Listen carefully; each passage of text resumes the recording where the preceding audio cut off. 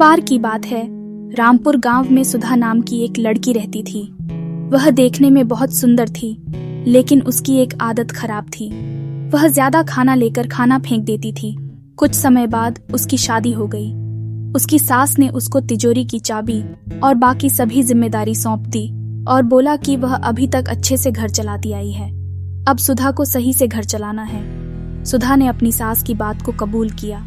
सुधा इसके बाद अपने पति से बार बार कभी चीनी, कभी चावल और कभी दाल मंगवाती थी। जब उसकी सास को इस बारे में पता चला तो वह सुधा को बोली कि तुम महीने भर का राशन एक बार में क्यों नहीं मंगवाती। सुधा ने बताया कि वह एक साथ मंगवाती है, लेकिन वह कम पड़ जाता है। सुधा की सास ने इसके बाद पता लगाने के लिए कि राशन कहा जाता है, रसोई में थोड़ी नजर रखनी शुरू कर दी। कुछ दिन रसोई में देखने पर उसको पता चला कि सुधा ज्यादा खाना बनाती थी, जिससे बहुत सारा खाना फ्रिज में पड़ा रहता था।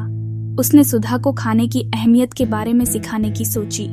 एक दिन उसने सुधा को बुलाकर कहा कि हमारे पहले वाली नौकरानी के बच्चे की तबीयत ठीक नहीं है, मुझे वहां जाना है, क्या तुम भी चलोगी? सुधा भी अपनी सास के साथ जाने के लिए तैयार हो गई। अपनी नौकरानी की बस्ती में जाकर सुधा की सास ने कहा कि मैं अभी रास्ता पूछ कर आती हूँ। इसके बाद सुधा वहीं खड़ी रही। सुधा ने एक घर के अंदर देखा तो एक छोटा बच्चा भूख के कारण रो रहा था। उसकी माँ ने अपने अनाज के सभी बर्तन देखे, लेकिन वो खाली थे। यह देखकर सुधा को रोना आ गया। कुछ देर बाद उसकी सास आई और उसको अपनी नौकरानी के घर लेकर गई। नौकरानी के घर जाने पर उसका लड़का बीमार लेटा हुआ था। जब सुधा की सास ने बीमारी का कारण पूछा तो नौकरानी ने कहा कि वह एक घर से बचा हुआ भोजन लेकर आई थी, लेकिन उसको नहीं पता था कि वह खाना खराब था, जिससे उसके बेटे की तबीयत खराब हो गई। यह कहकर वह रोने लगी। कुछ देर के बाद सुधा और उसकी सास अपने घर आ गए। घर आने पर सुधा अपनी सास के गले लगकर रोने लगी।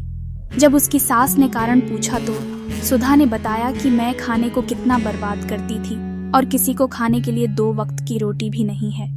उसने कहा कि अब से वह खाने को कभी बर्बाद नहीं करेगी। सुधा को खाने की कीमत महसूस होने पर उसकी सास खुश थी।